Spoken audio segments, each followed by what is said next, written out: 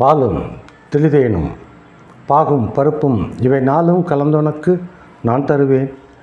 கோலம் செய் துங்க கரிமுகத்து தூமணியே, நீ எனக்கு சங்கத்தமிழும் ஒன்றும் தான். ஆன்மீக பாதையில் உங்களுடன் நான் இளங்கோ. இறைவனுடைய திருவருளாலே அனைவரும் நலமாக இருப்பீர்கள் என்று எண்ணி இந்த வீடியோ பதிவுக்குள்ளே போகிறோம். இன்றைக்கு நாம் வாழ்ந்து கொண்டிருக்கின்ற இந்த இல்லற வாழ்க்கையானது எத்தனை சிறப்பு மிக்கது என்பதை நாம் ஒத்துக்கொள்வதில்லை.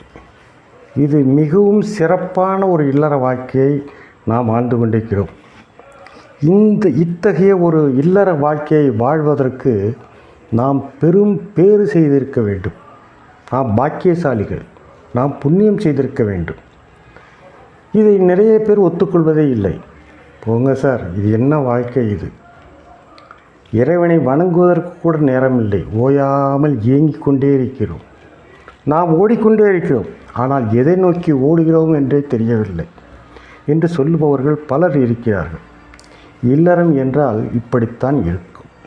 அதுதான் இல்லறத்தினுடைய சிறப்பு, அதுதான் இல்லறத்தினுடைய சாபம்.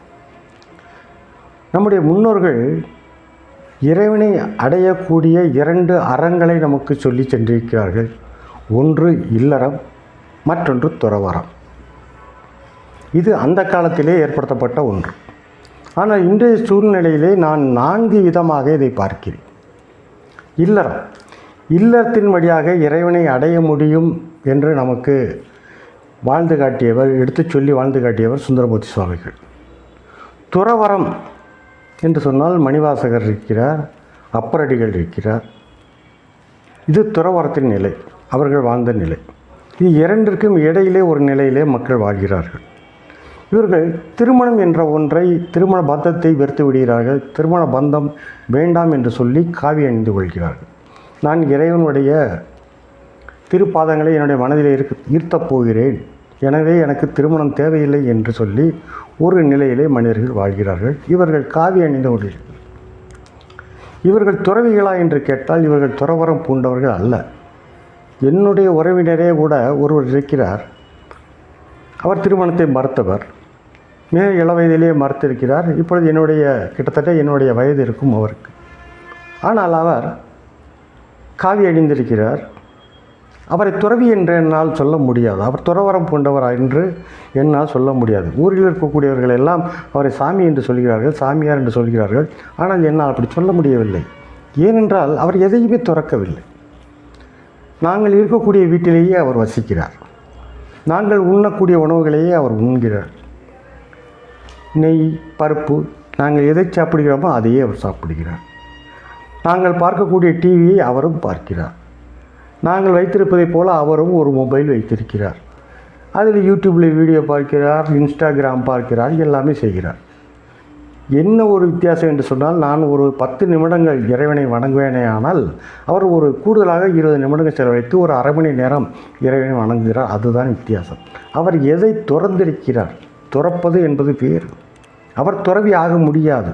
திருமண பந்தத்தை மறுத்தவர் என்று சொல்லலாம். இது ஒரு நிலையிலே இப்பொழுது புது நிலை ஏற்பட்டிருக்கிறது. 3வது நிலை துறவற நிலை. இந்த நிலைக்கு வந்த மனிதர்கள் இறைவனை நாடி இடம் விட்டு இடம் சென்று, கோயில் கோயிலாக சென்று திருப்பணிகளை செய்து இறைவனை வணங்கி தங்கள் வாழ்க்கையை கழிக்கிறார்கள். அவர்களுக்கு குடும்பம் என்ற ஒன்று இல்லை. இந்த மனிதர்கள் என்ன செய்கிறார்கள் என்று பார்த்தால், ஏதோ ஒரு விபத்திலோ அல்லது ஏதோ ஒன்றிலோ தங்களுடைய குடும்பம் எதுவுமே இல்லாமல் போய் மனம் வெறுத்து போய் இவர்கள் காவி உடை அணிந்து கோயில் கோயிலாக சென்று மன ஆறுதலுக்காக இறைவனை பிரார்த்திக்கிறார்கள். பட்டினத்தாரை போல சிலரும் இருக்கிறார்கள். அவர்களுக்கு எல்லா செல்வமும் அவர்களுடைய வாழ்க்கையிலே இருக்கிறது. குடும்பத்தினர் இருக்கிறார்கள், உறவினர்கள் இருக்கிறார்கள், பாசமாக இருக்கிறார்கள். இருந்தாலும் இவை எல்லாவற்றையும் வேண்டாம் என்று சொல்லிவிட்டு அவர்கள் இறைவனை நாடி செல்கிறார்கள், கோயில் கோயிலாக செல்கிறார்கள். அவர்கள் சிலர் காவி அணிந்திருக்கிறார்கள், சிலர் வெள்ளை வேட்டி வெள்ளை சட்டையிலேயே செல்கிறார்கள். இந்த வெள்ளை வேட்டி வெள்ளை சட்டையில் செல்பவர்களை நாம் துறவி என்று சொல்வோமா? சொல்வதில்லை. ஆனால் உண்மையில் அவர்கள் துறவிகள் இல்லையா? என்னுடைய கேள்வி சரிதானே? அவர்கள் முற்றும் துறந்து விட்டார்கள். துறவி என்ற நிலையிலே அவர்கள் இருக்கிறார்கள். அவர்கள் துறவறம் பூண்டவர்கள். நாம் அவர்கள் அணிந்திருக்கின்ற உடையை பார்த்து நாம் ஏமாந்து விடுகிறோமோ, காட்சி நம்மை ஏமாற்றுகிறதோ, நம்முடைய கண்கள் நம்மை ஏமாற்றுகிறதோ என்ற எண்ணம் எனக்கு எப்பொழுதுமே ஏற்படுவதுண்டு. இந்த நிலை துறவரம். துறவரத்தை தாண்டிய ஒரு நிலை இருக்கிறது, அது தவநிலை. இந்த தவநிலையாளர்கள் என்ன செய்கிறார்கள் என்று சொன்னால், காடுகளுக்கு, அடர்ந்த காட்டுப்பகுதிகளுக்குள்ளே சென்று விடுகிறார்கள், அல்லது மலை சிகரங்களுக்கு சென்று விடுகிறார்கள், அல்லது மலையிலே இருக்கக்கூடிய குகை போன்ற அமைப்புகளிலே இருந்து கொண்டு இந்த மனித சஞ்சாரமே இல்லாத ஒரு சூழ்நிலையிலே தங்களுடைய வாழ்க்கை முறையை ஏற்படுத்திக் கொள்கிறார்கள். அவர்கள் எதற்கும் வெளிவருவதில்லை. காட்டிலே கிடைக்கக்கூடிய கிழங்கு, காய்கனிகள் எல்லாவற்றையும் அவர்கள் உணவாக எடுத்துக்கொண்டு இறைவனை நோக்கி 24 மணி நேரமும் அவர்கள் தவம் செய்து கொண்டே இருக்கிறார்கள். ஆனால் இல்லற வாழ்க்கை அதைவிட சிறந்ததாக நமக்கு அமைந்திருக்கிறது என்று நான் ஆரம்பத்திலேயே சொன்னேன். அது எப்படி சாத்தியம்? அதுதான் இந்த வீடியோ பதிவு. இதை மாணிக்கவாசக பெருமான் அழகாக ஒரு பாடலிலே சொல்லுகின்றார். அந்த பாடலின் பொருளாகத்தான் இந்த காணொளி ஏற்படுத்தப்பட்டிருக்கிறது. அவர்களிடம் நாம் எப்படி சிறந்தவர்கள் என்று சொன்னால், நமக்கும் இல்லறத்தில் இருப்பவர்களுக்கும் அந்த தவநிலை செய்கின்றவர்களுக்கும் ஒரு மிகப்பெரிய வித்தியாசம் இருக்கிறது. இல்லறத்தில் இருக்கக்கூடிய மனிதர்கள் பொருளை தேடி ஓடிக்கொண்டே இருக்கிறார்கள். பொருள் இல்லாருக்கு இவ்வுலகம் இல்லை அல்லவா? அப்போ பொருள் வேண்டும். மனைவி, குழந்தைகள், உறவினர்கள் இவர்களுக்கெல்லாம் நல்ல ஒரு மேம்பட்ட ஒரு வாழ்க்கையை அமைத்து கொடுக்க வேண்டும், தானும் நல்ல முறையில் வாழ வேண்டும் என்பதற்காக இவர்கள் ஓட ஆரம்பிக்கிறார்கள். அந்த ஓட்டம் நிற்பதே இல்லை. எதையோ ஒன்றை குறிக்கோளாக கொண்டு அதை நோக்கி, அந்த இலக்கை நோக்கி இவர்கள் ஓடிக்கொண்டே இருக்கிறார்கள். இவர்களுக்கு இயக்கம் என்பது இருந்து கொண்டே இருக்கும். ஆனால் அந்த தவ நிலையில் இருப்பவர்களுக்கு இயக்கம் என்பதே கிடையாது. அவர்கள் ஓர் இடத்திலே அமர்ந்து கொள்கிறார்கள், அவ்வளோதான் வித்தியாசம். இவர்கள் ஓடிக்கொண்டிருக்கிறார்கள், அவர்கள் இயக்கத்தை நிறுத்தி இருக்கிறார்கள். இவர்கள் இயங்குகிறார்கள், இயங்கிக் கொண்டே இருக்கிறார்கள். அவர்கள் இயங்காமல் ஒரு இடத்திலே ஸ்டாட்டிக், ஒரே இடத்திலே இருக்கிறார்கள். இது மிகப்பெரிய வித்தியாசம். இதன் மூலம் அவர்களுக்கு என்ன அனுகூலம் கிடைக்கிறது, நமக்கு என்ன பாதகம் ஆகிறது என்பதை பார்க்கலாம். நாம் ஒரு செயலை ஓடும் பொழுது, நாம் இயங்கிக் கொண்டே இருக்கும் பொழுது இந்த உடலானது இயங்குகிறது. இப்படி இயங்கிக் கொண்டிருக்கின்ற பொழுது நாம் பலவிதமான செயல்களை செய்கிறோம் அல்லது செய்வதற்கு நிர்பந்தப்படுத்தப்படுகிறோம். அவ்வாறு செயல்களை செய்து கொண்டே இருக்கின்ற பொழுது ஒவ்வொரு செயலுக்கும் பாவம் அல்லது புண்ணியம் என்ற வினை நம்மை சேருகிறது. சில பாவங்களை செயல்களையோ அல்லது புண்ணிய செயல்களையோ நாம் தெரிந்தே செய்கிறோம். பாவச் செயல்கள் தெரியும், ஆனால் நம்ம ஓடுகிற ஓட்டத்தில் இதெல்லாம் ஒரு பாவ காரியமா, எல்லாரும் செய்கிறதானே என்று சொல்லி நமக்கு நாமே சமாதானம் செய்து கொண்டு அந்த பாவ காரியங்களை கூட துணிந்து செய்து விடுகிறோம். அது என்னங்கிறது உங்களுக்கே தெரியும். சில புண்ணிய காரியங்களையும் செய்கிறோம், அறம் செய்கிறோம், தர்மம் செய்கிறோம், தானம் செய்கிறோம், அன்னதானம் செய்கிறோம், கோயில்களுக்கு செல்கிறோம், தேவாரம், திருவாசகம், திருப்புகழ் எல்லாம் படிக்கிறோம். நாம் ஓடுகின்ற இந்த ஓட்டத்திலே 5 அல்லது 10 நிமிடங்கள் இறைவனுக்காக ஆன்மீகத்திலே நின்று நாம் வழி தவறாது, நெறி தவறாது 5 அல்லது 10 நிமிடங்கள் இறைவனை வணங்குகிறோம். அவ்வளவுதான் 24 மணி நேரத்தில் நமக்கு கிடைக்கக்கூடிய ஒரு நாள். அந்த 24 மணி நேரத்திலே ஆண்டவனுக்காக நாம் செலவு செய்யக்கூடியது 5 அல்லது 10 நிமிடங்கள் அதிகபட்சம். இருந்தாலும் இந்த வாழ்க்கை சிறந்தது. அவர்கள் 24 மணி நேரமும் இறைவனை சிந்தித்து கொண்டிருக்கிறார்கள். நாம் 5 அல்லது 10 நிமிடங்களுக்கு மேல் நம்மால் சிந்தனை செய்ய முடிவதில்லை. அதிலும் மனதை ஒருநிலைப்படுத்த முடிகிறதா என்று கேட்டால் அதுவும் நம்மால் முடிவதில்லை. அதுதான் இல்லறத்தில் உள்ள சிறப்பு. நான் ஒரு அரை மணி நேரம் அமைதியாக இருக்க வேண்டும், இயக்கத்தை நிறுத்தி அவர்களைப் போல நான் ஒரு அரை மணி நேரம் வீட்டிலே இருந்து என்னுடைய இயக்கத்தை கட்டுப்படுத்தி நான் ஒரு இடத்தில் அமர வேண்டும் என்று சொன்னால் அமர்கிறேன். இப்பொழுது அப்படி அமர்ந்திருந்தால் கூட நான் எதையாவது பேசிக்கொண்டே இருக்கிறேன்.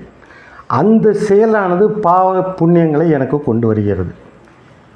இப்பொழுது நான் என்னுடைய வாயையும் அடக்கி கொண்டேன். என்னுடைய கண்ணானது இப்பொழுது இயங்க ஆரம்பிக்கிறது. சுற்றி சுற்றி பார்க்கிறது, சில செயல்களை செய்கிறது. அந்த செயல்களின் மூலம் எனக்கு பாவம் புண்ணியம் ஒட்டிக்கொள்கிறது. கண்களையும் மூடிக்கொள்கிறேன். காது என்ன செய்ய முடியும்? பஞ்சை வைத்து அடைத்துக்கொள்கிறேன் என்று கூட வைத்துக்கொள்ளுங்கள். இப்பொழுது நான் 5 புலன்களை அடக்கியவனாக ஒரு 5 நிமிடம் 10 நிமிடம் இருக்க வேண்டும் என்று நினைக்கிறேன்.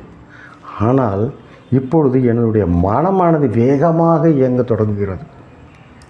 அது சிலவற்றை நினைத்து பார்த்து கதறுகிறது, சிலவற்றை பார்த்து வருந்துகிறது, சிலவற்றை பார்த்து சந்தோஷப்படுகிறது.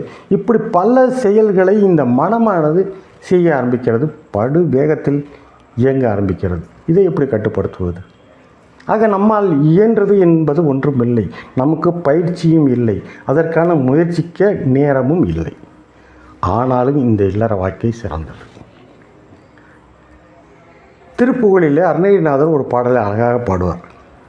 சொல்லுவார், சரணகமலாலயத்தை அரை நிமிட நேரமட்டில் தவமுறை தியானம் வைக்க அறியாத சட கசட மூட மட்டி பவ வினையிலே செனித்த தமியன் மிடியால் மயக்கம் உருவேனோ என்று கேட்கிறார். இறைவனுடைய திருப்பாதங்களை என்னால் அரை நிமிட நேரம் கூட வைக்க முடியவில்லை. அப்படிப்பட்ட ஒரு பிறவி இப்போ எடுத்திருக்கிறேன், பாவ பிறவி எடுத்திருக்கிறேன். நான் சடம், நான் கசடன், நான் மூடன், நான் மட்டி என்று சொல்லுகிறார். அவரை பற்றி பாடவில்லை. இந்த இல்லறத்தில் இருக்கக்கூடிய 199 விழுக்காடு இல்லறத்தில் இருக்கின்றோமே, நம்மை பற்றி பாடுவதாக அவர் பாடுகிறார். நம்மை அவர் தானாக பாவித்து பாடுகிறார். நாம் கசடர்கள், நாம் மூடர்கள், மட்டிகள். நம்மால் அரை நிமிட நேரம் கூட வைக்க முடியாது என்பது நமக்கும் தெரியும், நம்ம படைத்த இறைவனுக்கும் தெரியும். இப்படிப்பட்ட ஒரு இல்லற வாழ்க்கையை தான் நமக்கு இறைவன் கொடுத்திருக்கிறார். ஒரு கற்பனை செய்து பாருங்கள். இந்த 99 விழுக்காடு பேரும் தவம் செய்து விடுவோம், இறைவனை நோக்கிய நம் பயணம் இருக்கட்டும் என்று சொல்லி அனைவருமே ஒரே நாளில் ஒரே நேரத்தில் முடிவெடுத்து விடுகிறார்கள். ஒரு 6 மாதங்கள் ஆனால் என்ன ஆகும் இந்த உலகம்?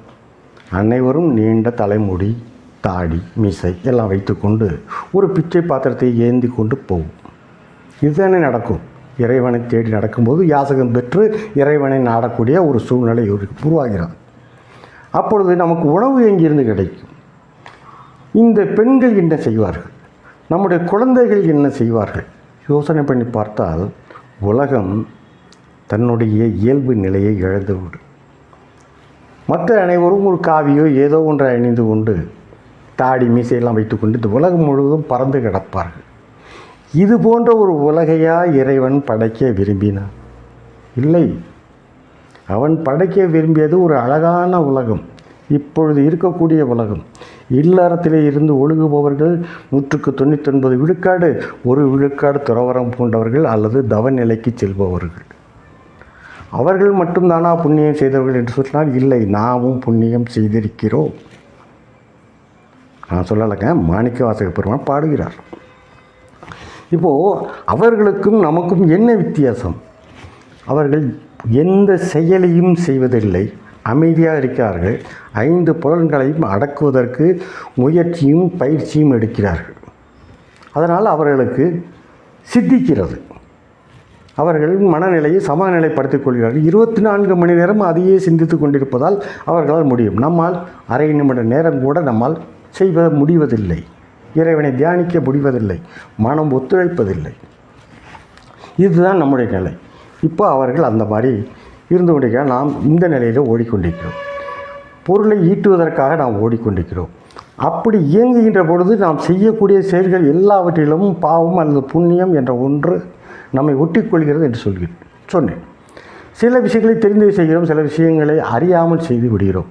அப்படி அறியாமல் செய்கின்ற காரியங்கள் கூட நமக்கு பாவ புண்ணியத்தை கொண்டு வருகின்றன. அது எப்படி கொண்டு வர முடியும்? நாம் அறியாமல் செய்கின்ற காரியம். ஒரு உதாரணத்துக்கு எடுத்துக்கொள்வோம். ஒரு சாலையிலே 100 பேர் கடந்து செல்கிறார்கள். வண்டி வாகனங்களிலே நடந்தோ கடந்து செல்கிறார்கள். 100 பேர் கடந்து செல்கிறார்கள். அந்த சாலையின் ஓரத்திலே ஒரு வயதான மனிதர் யாசகம் கேட்டு 3 நாட்களாக பட்டினியாக கிடக்கிறார். அவருடைய வாழ்க்கை இன்னும் 3 மணி நேரத்தில் முடித்துவிடும். யாராவது உணவு கொடுத்தால் அவர் பிழைப்பார்.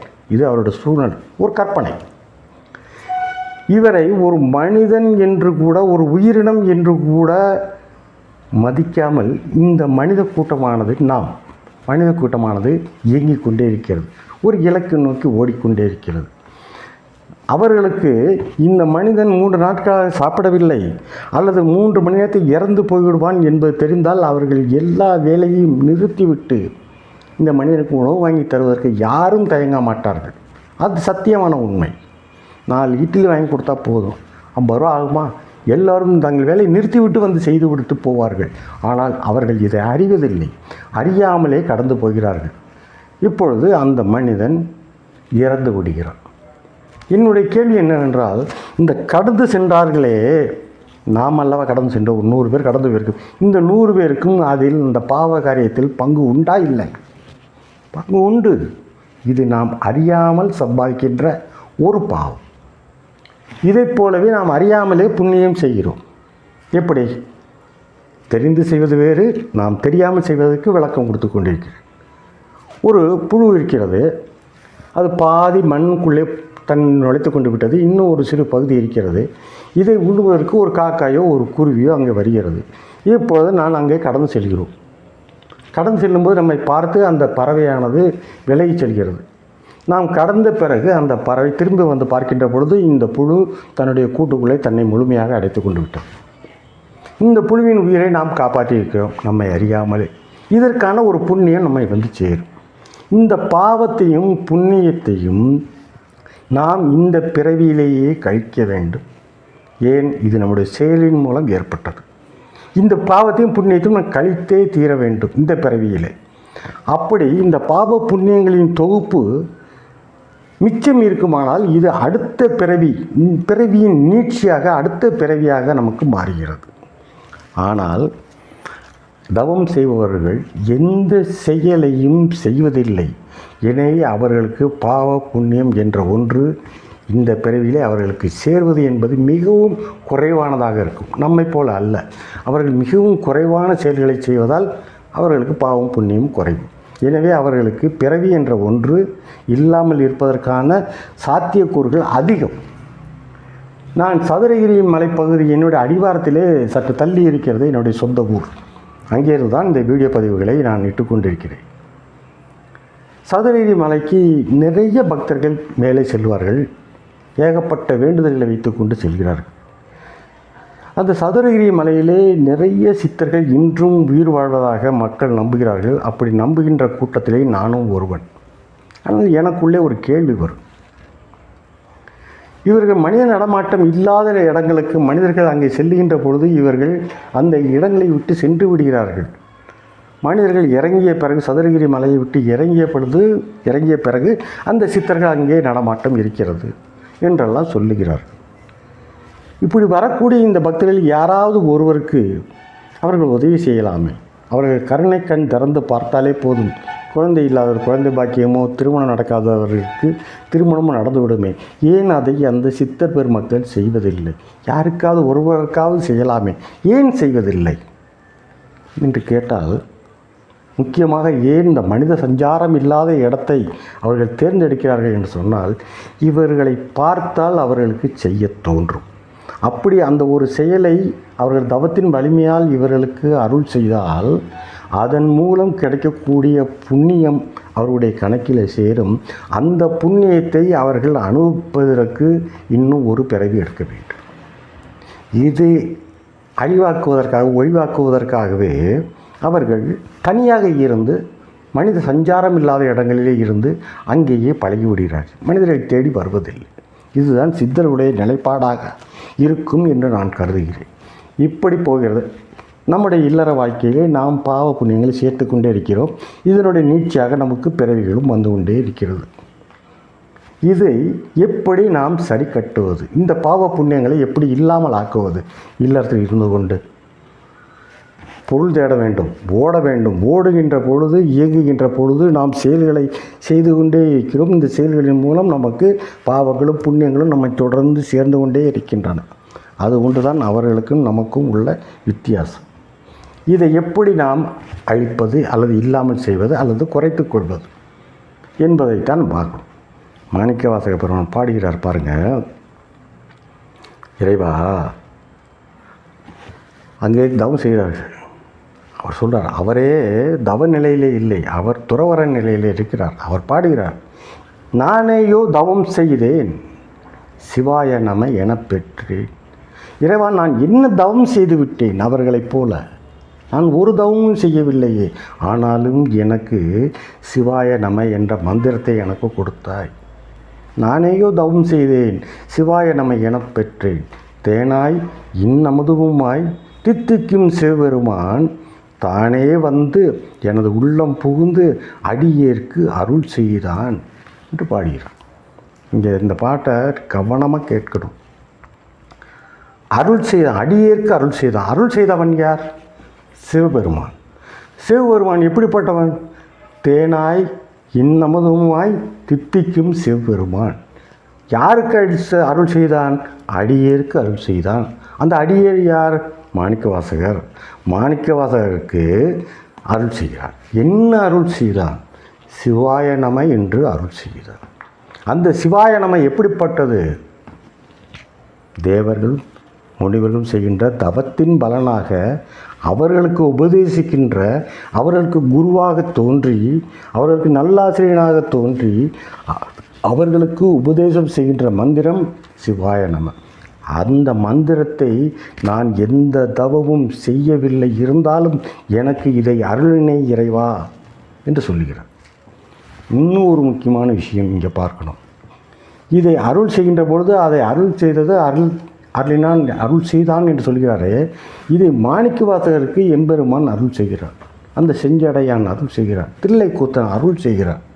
ஆனால் மாணிக்கவாசகர் இதை இந்த உலகத்தில் உள்ள மக்கள் அனைவரும் பயன்பெற வேண்டும் என்ற உயரிய நோக்கத்தில் உரத்த குரலில் பாடுகிறார். நானேயோ தவம் செய்தேன் சிவாய நம எனப் பெற்றேன், சிவாய நம எனப் பெற்றேன், சிவாய நம எனப் பெற்றேன். உலகத்தோரே, மனிதர்களே, இல்லறத்தில் ஈடுபட்டிருப்பவர்களை தெரிந்து கொள்ளுங்கள், இதுதான் மந்திரம் சிவாய நம என்று மாணிக்கவாசகர் உணர்த்துகிறார். பலத்த குரலில் உரத்த குரலில் பாடுகிறார், தெரிந்து கொள்ள வேண்டும் என்பதற்காக. சிவபெருமான் அவருக்கு அருள் செய்தான், அவர் நமக்கு அருள் செய்கிறார். சிவாய நம என்ற மந்திரத்தை பற்றி அவர் சொல்லுகிறார். இப்போ இந்த மந்திரம் என்ன செய்யும் அதை பார்த்துருவோம். இந்த மந்திரம் மட்டும்தான் நான் சொன்னேன்னே, ஒவ்வொரு செயலிலும் நமக்கு வரக்கூடிய பிறப்பு, பாவம், புண்ணியம் இவையெல்லாம் சேர்ந்து பிறப்பு காரணமாக இருக்கிறதுன்னு சொன்னேன் அல்லவா. இதை சிவாய நம சிவாய நம சிவாய நம என்று சொல்லுகின்ற பொழுது இவை நம்மை விட்டு விலகிவிடும். பாவங்களும் புண்ணியங்களும் கழிந்து போய்கொண்டே இருக்கும். எத்தனை முறை சொல்ல முடியுமோ அத்தனை முறை சொன்னால் இல்லறம் சிறக்கும். இந்த இல்லறம் ஏன் சிறந்தது? இல்லறம் சிறந்தது என்று சொன்னேன். ஏன் சிறந்தது? வள்ளுவ பெருந்தகை சொல்கிறார், அரண் எனப்பட்டதே இல்வாழ்க்கை.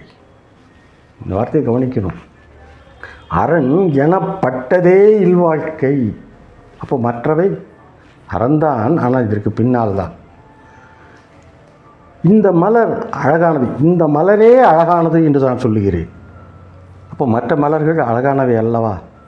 அழகுதான், ஆனால் அவை இந்த மலருக்கு பிறகே வரிசைப்படுத்தப்படும். இந்த இனிப்பே சிறந்தது. மற்ற இனிப்புகள் தான், ஆனால் அவை இந்த இனிப்பிற்கு பிறகே வரிசைப்படுத்தப்படும். அரண் எனப்பட்டதே இல்வாழ்க்கை. மற்ற அறங்கள் தான், ஆனால் அவை இல்வாழ்க்கைக்கு பிறகே வரிசைப்படுத்தப்படும். அதனால்தான் இல்வாழ்க்கை என்பது, இல்லறம் என்பது மிகவும் சிறந்தது என்று சொன்னேன். அரண் எனப்பட்டதே இல்வாழ்க்கை ஆகுதும் பிறன் பழிப்பது இல்லாயின் நன்று. பிறர் பழிக்கக்கூடியவற்றை நாம் ஒதுக்கி விடுவோமே, ஆனால் நாம் வாழக்கூடிய இல்லறம் மிகச் சிறப்பானதாக இருக்கும். கடினமாக ஓடி உழைத்து வியர்வை சிந்தி நல்ல முறையிலே பொருள் ஈட்டி நல்ல முறையிலே இல்லறத்தை நல்லறமாக மாற்றி அந்த நல்லறத்தில் நின்று கொண்டு பல வகையான அறங்களை செய்து நாம் இல்லறத்தை நடத்தி கொண்டிருக்கிறோம். இப்போது இல்லறம் உயர்ந்த இல்லறம். இதிலே நமக்கு இருக்கக்கூடியது ஒன்றே ஒன்று, நம்முடைய செயல்களின் மூலம் நமக்கு வரக்கூடிய பாவ புண்ணியங்கள். இவற்றையும் அழிப்பதற்கான, ஒழிப்பதற்கான மந்திரத்தை மாணிக்கவாசக பெருமான் நமக்கு தந்திருக்கிறார். சிவாய நம. இப்பொழுது யோசனை பண்ணி பார்க்க, ஒரு சிறந்த இல்லற வாழ்க்கை இறைவன் தந்திருக்கிறான். அதை நல்லறமாக மாற்றி நாம் வாழ்ந்து கொண்டிருக்கிறோம். இதிலே பிறவி கடனை நீக்குவதற்காக, பிறவியில்லாத நிலையை ஏற்படுத்துவதற்காக சிவாய நம என்ற மந்திரத்தையும் நமக்கு உபதேசித்திருக்கிறான். அப்போது எப்பேற்பட்ட பேறு பெற்றவர்கள் நாம் எத்தனை பாக்கியசாலிகள்! நம்மை விட பாக்கியசாலிகள் இந்த உலகத்திலே வேறு யாரும் இருக்க முடியுமா? யோசனை செய்து பாருங்கள். நாம் பேறு பெற்றவர்கள்தான் என்று சொல்லி எல்லாம் வல்ல அந்த எம்பெருமானின் திருவடிகளையும் நமக்கு இந்த மந்திரத்தை அருளிய மாணிக்கவாசகர் சுவாமியின் திருவடிகளையும் வணங்கி விடைபெறுகிறேன். ஆன்மீக நெஞ்சங்களுக்கு எனது அன்பும் வணக்கமும்.